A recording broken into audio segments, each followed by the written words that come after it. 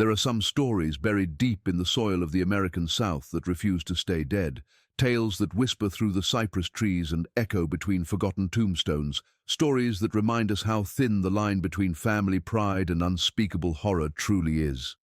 Tonight, we journey back to the year 1856, to the haunting heart of Alabama, where a family's dark secret turned a quiet farmstead into a graveyard of unanswered questions. A family that claimed 7 sons, but whose cemetery tells a different story. 14 graves, each marked with the same chilling word, son. The mystery surrounding the Whitmore family began with a contradiction that would haunt the small Alabama town for generations. Official records, dusty and brittle with age, told of 7 sons born to Elias and Margaret Whitmore between 1832 and 1854. The family name appeared often in the church logs, the father a man of means and status, the mother known for her strict piety. On paper they seemed blessed beyond measure, healthy children, fertile land, and a prosperous farm that stretched farther than the eye could see. But in the silent heart of their property stood a small, fenced cemetery, hidden behind a grove of twisted oaks, where the soil told a story that did not match the written truth. When the first outsiders stumbled upon it years after the family's disappearance, they counted 14 graves. Each one bore a wooden marker, hand-carved, aged by rain and sun, and each bore the same chilling inscription, one word, carved deep enough to last through the rot of time. Son. No names, no dates, no distinction between the living and the dead. The townsfolk whispered that Elias Whitmore had buried more children than any man should ever be cursed to. The more the people looked, the more inconsistencies they found. Birth certificates existed for only 7 sons, yet the number of small graves, each roughly the size to fit a boy no older than 12, suggested otherwise. The county coroner, when he was finally called, could not identify the bodies. Most had long decayed to bone and dust, and many of the coffins were empty, filled with stones or decaying cloth, as if someone had tried to keep a secret hidden even after death. The few remains that were recovered were found in strange positions, arms crossed tightly against their chests, their skulls turned away from the direction of the house, as if even in death they had refused to look back. What made the matter darker still was the Whitmores' growing isolation in the years before their vanishing. Neighbors stopped visiting after sunset, claiming they could hear faint crying drifting from the fields, the sound of children at play long after the house had gone dark. Margaret Whitmore was last seen in town in the summer of 1855, pale and trembling, her hands raw from what she said was garden work, though her palms bore marks too deep and even for gardening. Elias himself stopped attending church entirely, and when the preacher came to call on him, he returned shaken, refusing to ever speak of what he had seen inside the Whitmore home. The eldest son, Daniel, was known to wander near the creek alone, talking to himself in hushed tones. He told one of the local boys once that he had a twin who didn't make it all the way. When asked what he meant, Daniel had simply smiled and said, "Pa took care of him." No one pressed him further. It was easier not to ask questions of the Whitmores. The family carried a quiet authority that discouraged curiosity, and their land had a reputation for swallowing things, livestock, tools, even people who strayed too close at night. By the autumn of 1856, the Whitmore home stood empty. Smoke no longer rose from the chimney, and the fields were left to dry and crumble beneath the relentless southern sun. When the town finally sent a party to investigate, they found the front door wide open, the furniture coated in dust, the beds unmade, and the smell of decay clinging to every wall. In one of the upstairs rooms, a cradle was found rocking faintly, though no breeze stirred the air. A journal lay on the table beside it, its pages smeared with mud and ink. The few legible lines spoke of keeping the balance, of replacing what was lost, and of the promise made under the roots. Some believed that Elias had gone mad, driven by grief or guilt, and had buried effigies for the sons he feared to lose. Others claimed he had been trying to raise them back, that each grave represented not death but an attempt to bring something back from beneath. The local folklore told of a ritual whispered by field workers and sharecroppers, a prayer to the earth that could double what a man had lost if he was willing to pay the price twice over.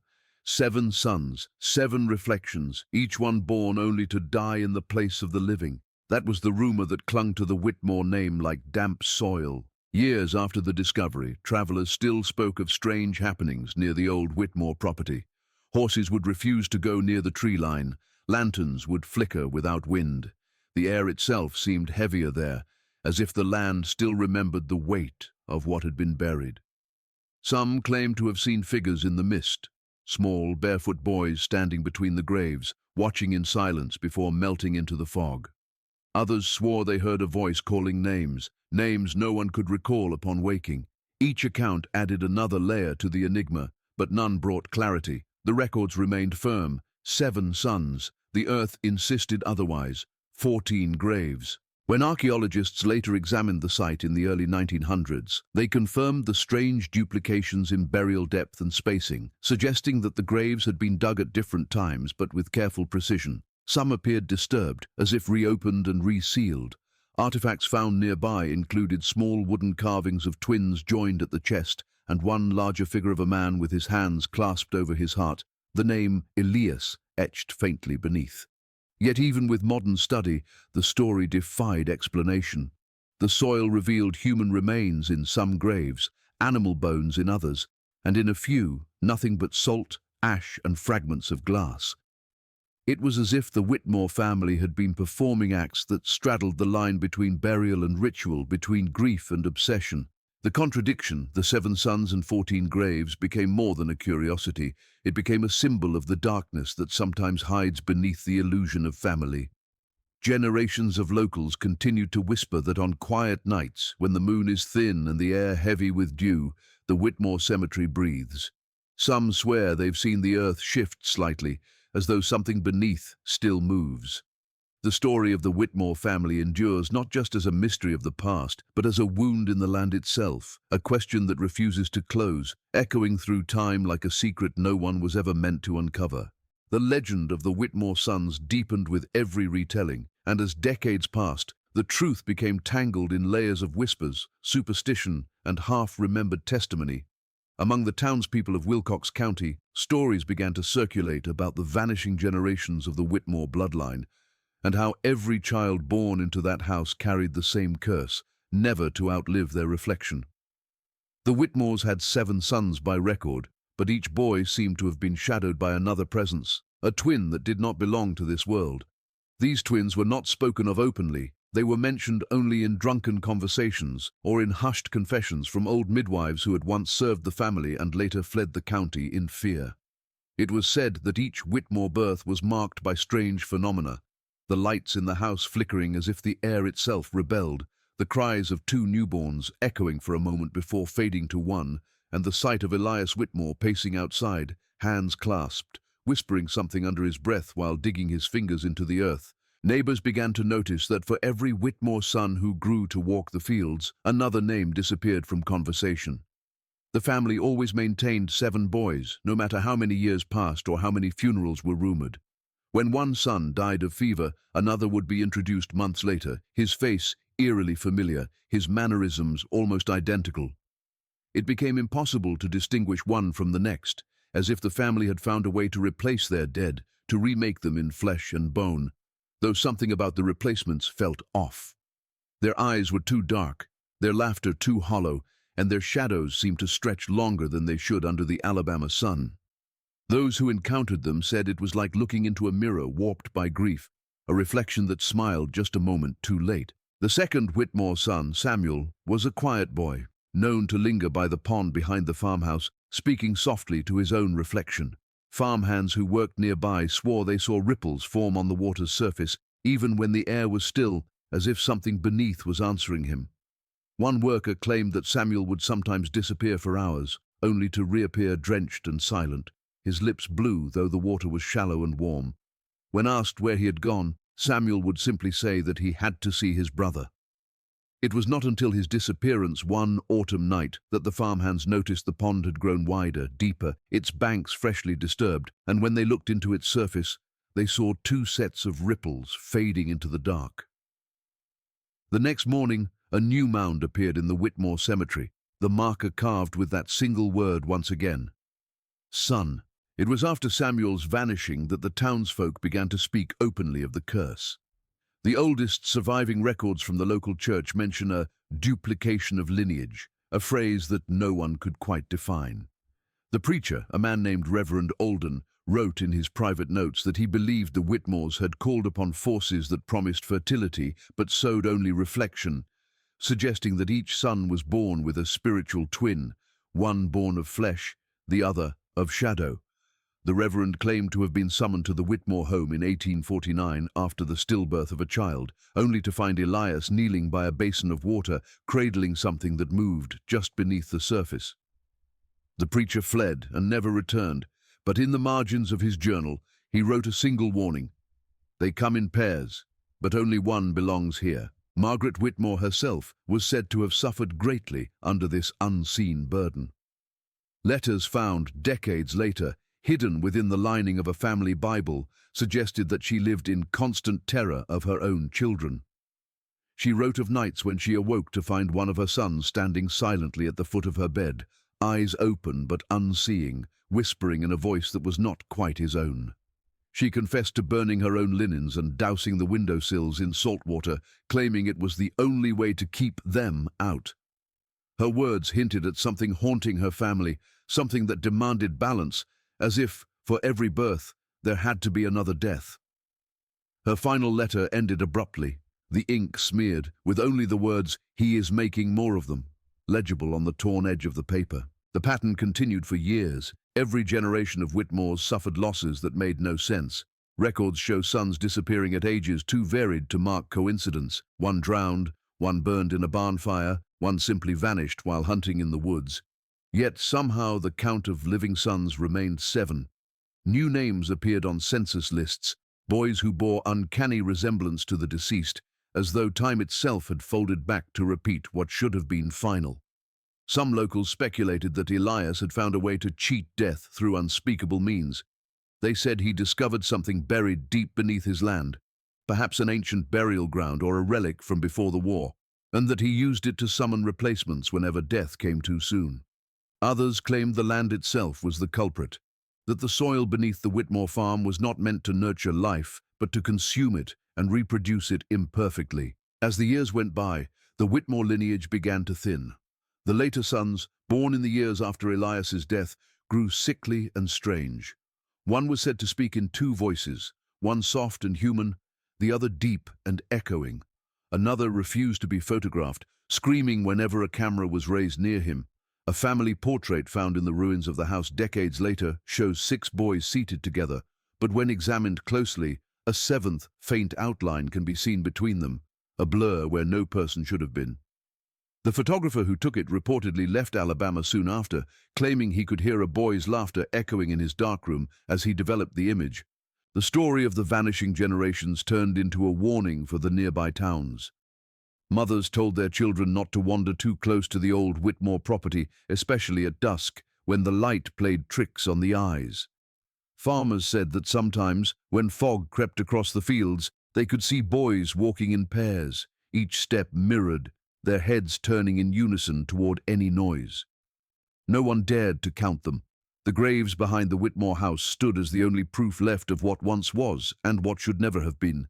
But even they seemed to shift, the soil never fully settling, as though it still remembered the bodies it had borrowed and the ones it was still waiting to reclaim.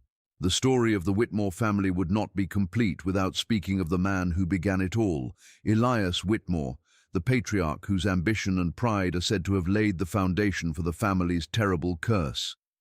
Elias was not a man of superstition by nature. He was a man of the land, practical and relentless, the kind of man whose hands bore both wealth and calluses. He inherited his father's estate and expanded it tenfold, turning rough soil into a profitable plantation that stood as one of the largest in southern Alabama by 1848. To the people of the county, he was a pillar of discipline and prosperity, a man who worked hard and expected the same from those around him.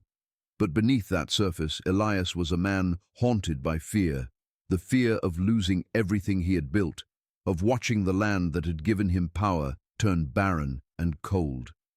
When the drought of 1849 hit Alabama, that fear began to rot his soul from the inside out. The drought lasted nearly 9 months, long enough to starve the cattle, dry the creek, and turn the Whitmore crops to brittle husks. The skies stayed pale and merciless, and even the oldest farmers swore they had never seen the ground crack the way it did that summer. Elias became desperate. He spent long nights pacing the edges of his property, muttering prayers, pleading with a God that seemed to have abandoned him. But as the months dragged on, the prayers grew darker. Witnesses said they saw him digging at the base of the oldest oak tree on his land, the one that locals believed marked an ancient burial site from before settlers came. Some said he was looking for water, others whispered that he was burying something instead. Whatever he was doing, when the rains finally came that winter, they fell first and hardest on Whitmore land alone. Within weeks, his crops revived as though touched by miracle. The soil regained its color, the livestock fattened again, and the Whitmores prospered while neighboring farms still suffered. People began to talk of divine favor, saying that Elias had been rewarded for his faith. But others, especially the older ones who remembered the strange lights seen near the oak that summer, whispered of something less holy.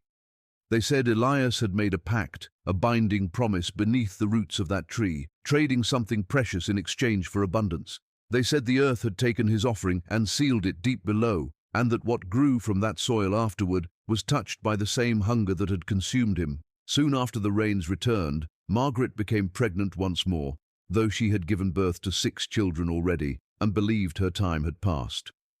The midwife recalled that the pregnancy was unlike any she had seen. The child moved constantly, restless even in the womb, as if trying to claw its way out. When the boy was born, Elias named him Abraham, saying he was the child of promise. But the midwife later swore that the infant had not cried for the first 3 minutes after birth, only stared with eyes that were too dark for a newborn. Elias dismissed her fears, claiming the child was simply strong, but Margaret was never the same after that night. She was found wandering near the oak tree days later, barefoot, whispering that she could hear the voices of the soil. The drought never returned, and the Whitmore's fortune grew, but strange things began to happen around the property. Animals born on the farm often came out deformed, calves with 2 heads, lambs with extra limbs.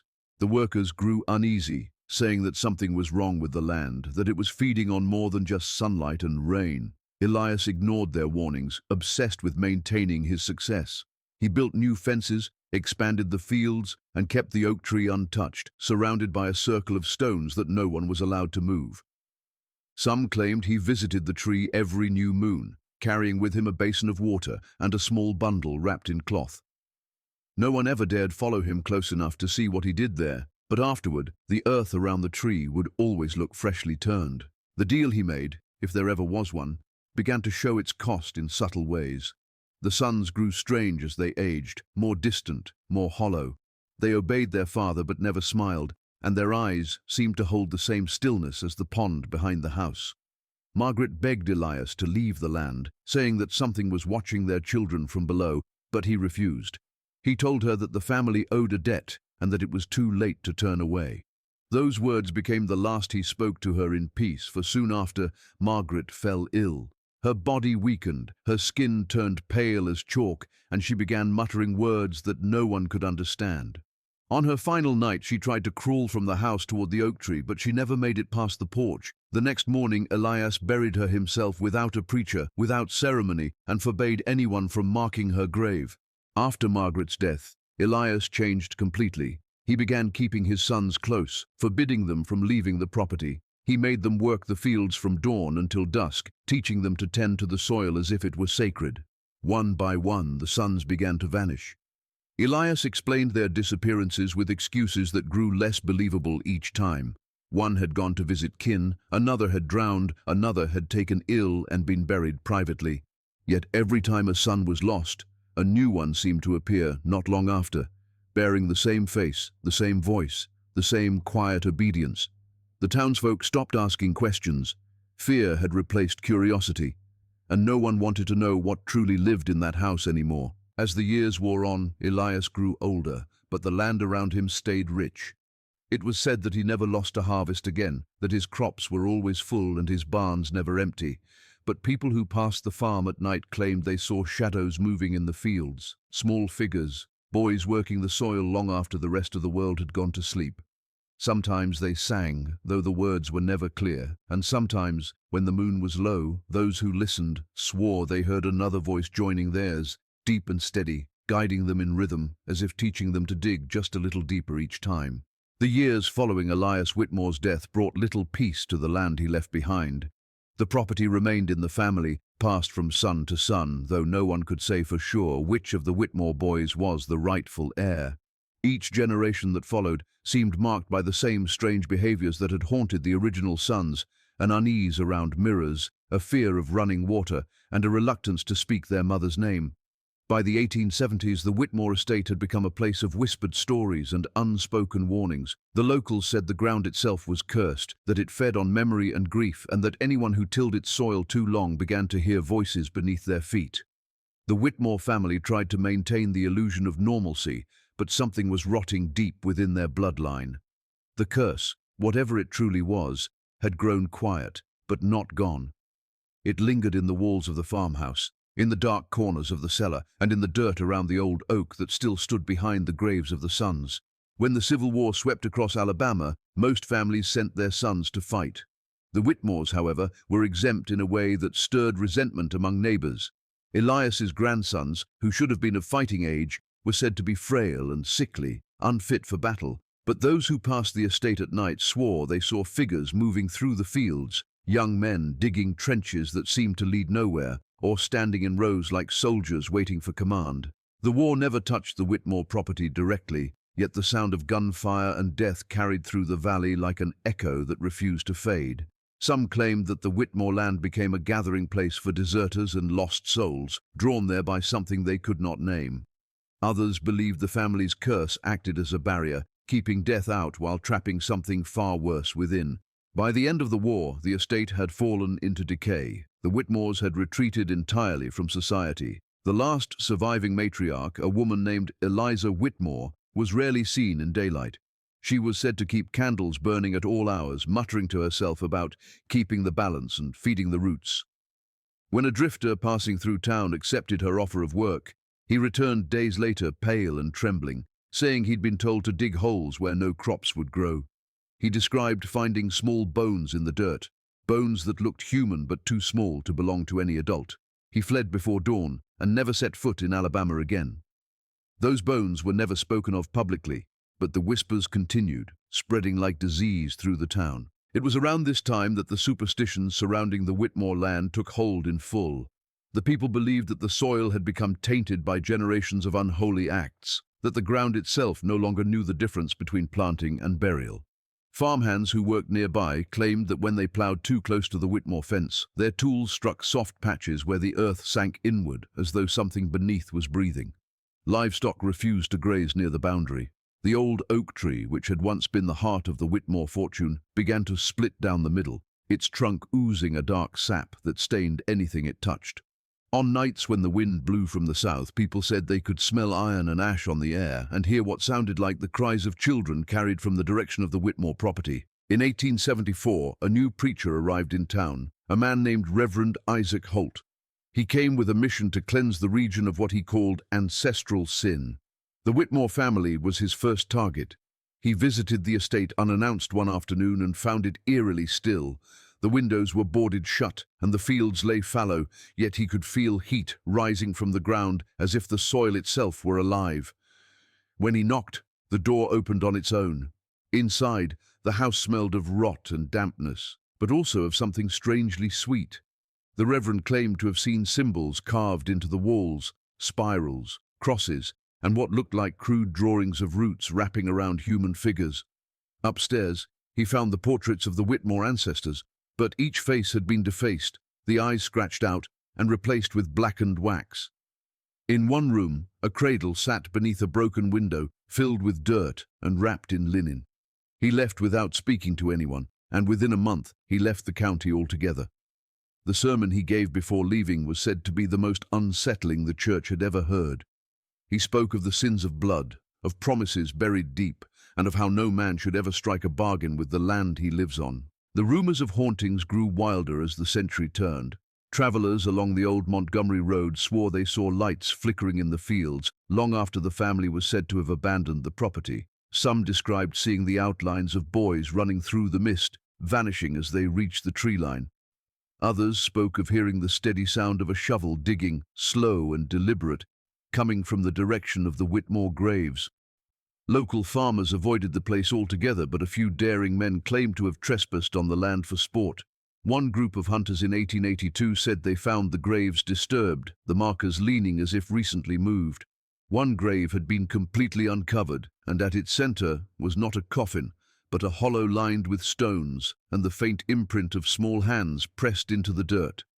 They fled before sunrise and told no one for years. By the 1890s, what remained of the Whitmore family had scattered. The house itself collapsed under its own weight, leaving behind a ruin choked with vines and moss. The cemetery, however, remained intact. Travelers who visited the site described it as unnaturally preserved. The air was still, too still, and no birds sang there. The wooden grave markers, though decades old, refused to rot entirely, as if some force in the ground was keeping them from decay. Every few years, when someone brave enough came to count the graves, the number seemed to change. Sometimes there were 13, sometimes 15, never the same twice, but always the same single word carved into each one: son. And even as time moved forward and the world around it modernized, the land remained stubbornly frozen in its own shadow, untouched by progress, bound by something far older and far darker than any man could comprehend. Even after the Whitmore house had long turned to ruin and the family name faded from the records, the land never stopped breathing. The old property lay silent under a shroud of mist most mornings, the kind that clings to the earth and refuses to lift until the sun is high.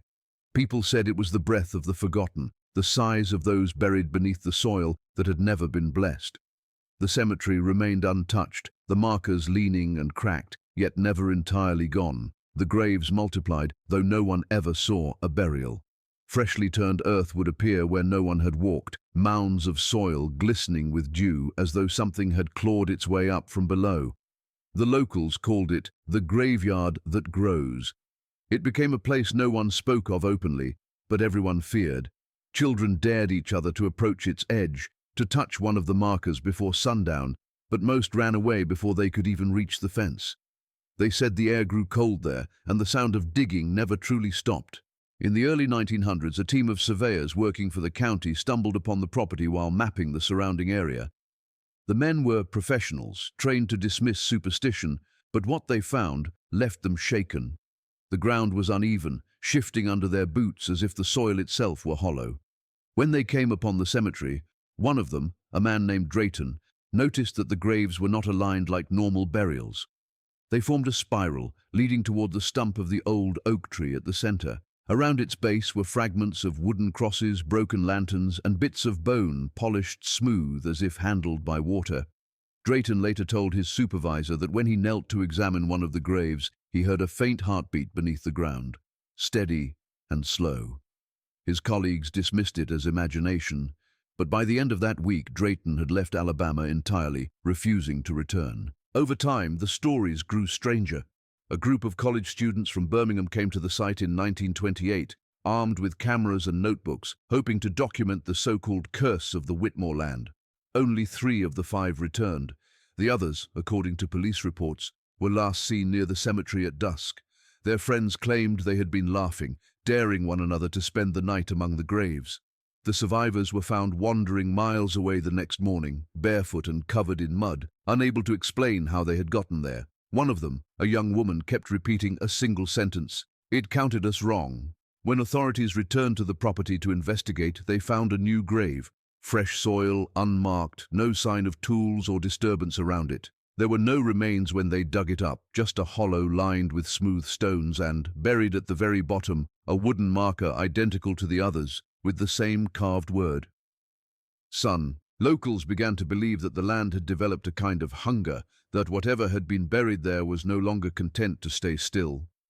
Some said the graves marked not the dead, but the debt, that each one was a promise kept by the soil itself. There were stories of travelers who cut across the Whitmore property to save time and never reached the other side. Their horses were found days later, standing still at the fence line, eyes wide, breathing hard, but their riders were gone. Others spoke of a light seen moving between the graves, a flicker of lantern flame that never wavered, even when the wind howled through the trees. On quiet nights, the people who lived nearest to the land swore they heard the faint rhythm of shovels striking dirt, followed by the muffled sound of footsteps pacing slowly back and forth, as if someone unseen was tending the graves, keeping them in order. In 1941, a historian named Walter Hensley took an interest in the Whitmore legend. He came armed with letters, diaries, and maps collected from the old county archives, convinced that the truth behind the 14 graves could be explained by some lost branch of the family. He spent weeks studying the soil, taking notes and sketching the positions of the markers. His last entry, dated June 12th, described a discovery near the heart of the spiral. He wrote that beneath the stump of the oak tree there was a cavity filled with black water that reflected nothing. He intended to drain it, but his notes ended abruptly. Hensley was never seen again. The sheriff who led the search said the ground near the stump had been freshly disturbed, though no digging equipment was found. The sheriff's deputy, a young man at the time, later claimed that while they searched, he felt the soil pulse beneath his feet, like something breathing deep within the earth. The county closed off the land afterward, marking it as unsafe for habitation, though that did little to stop the rumors. In the decades that followed, the Whitmore Cemetery became a forbidden site. Teenagers from nearby towns would sneak out to see it, always returning with stories of whispers and shadows. Some brought back small stones as proof, only to find them damp every morning no matter how dry the weather. Others claimed that when they took photographs, strange figures appeared in the backgrounds, rows of small, pale shapes standing behind the graves, all identical in height and posture. A few of those who visited swore they heard their own names being whispered from somewhere underground. Those who lingered too long said the air seemed to shift, as if the ground beneath them was slowly drawing breath, waiting for something. Eventually, the county posted warning signs and fenced the area off, but even that could not stop the quiet fascination it held.